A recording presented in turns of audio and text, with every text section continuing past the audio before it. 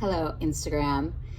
This is not quite a school is in session, but it is something I'd probably say in a class. And in fact, some of you were in the class where it was actually happening in real time.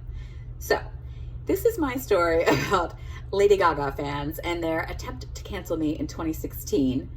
If you're following my Instagram, you know that I did an interview with a reporter from the New York Post last week about cancel culture. And this is the part of the interview that didn't make it into the story. And this was like my favorite aspect of the interview, which is cancellation by Gaga. So you voted for it. I'm telling the story right now. Are you ready? Here we go. The year 2016, a rough year for me because in January 2016, David Bowie died. And I'm sure I don't need to elaborate what David Bowie means to me. Like, I can't even speak it. So, rough year. Later that year, the Grammys decide to do a tribute to David Bowie. They pick Gaga as the artist. I've never been, I have no feelings about Gaga. I don't like her. I mean, I don't, I have no feelings, that's all. So I wasn't thrilled with the choice, but I keep an open mind. So I watched her performance. I didn't particularly like it. I wrote a tweet that said, I've never been a fan of Lady Gaga and nothing about tonight's performance has changed my mind. That's it, one tweet. Within seconds, my Twitter account was just barraged with comments, primarily from Lady Gaga fan accounts, so like whatever they call themselves, like the little monsters or whatever. And so the comments that I saw that evening were primarily like, you have to delete this, you don't want what's gonna happen to you, you'll never survive. So I went to bed. And I woke up the next morning, my phone was dead because the battery died from all the notifications I was getting on Twitter. Literally thousands of comments. And I went into class the next day, I believe it was Intro to Sociology in that chemistry building, I think it's called White on Villanova campus. And at the start of class, one of the students said, McCorkle, you're getting dragged on Twitter. And I had never heard that word dragged with respect to the internet before.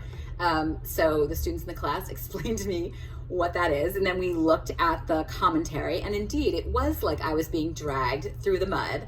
So the comments overnight, and what an amazing thing for a sociologist to be at the center of a phenomenon like this. So we looked at the commentary, and over the course of the evening, it had gone from warnings that I would not survive to really just direct admonitions where just hundreds of people telling me to kill myself. One fan account that had like 15,000 followers said, assassinate her monsters. All this drama.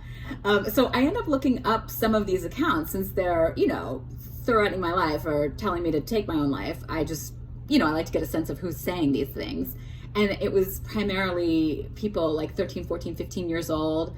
One of the people that told me to kill myself, the tweet that they made before that was that they had just got their learner's permit to go drive in the car with their parent to learn how to drive. It was amazing. Other comments were about my appearance. So Lady Gaga fans do not like my nose, and they inexplicably do not like my hair.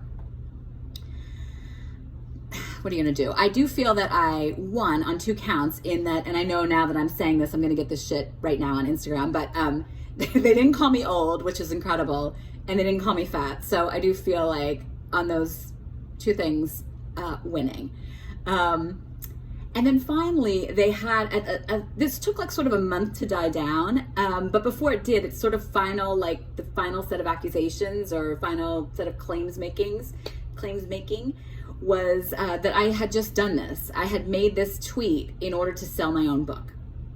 Again, amazing to be at the middle of a conspiracy involving Gaga. So if you are out there watching this and you bought my book because I had a comment about Lady Gaga's David Bowie performance, thank you.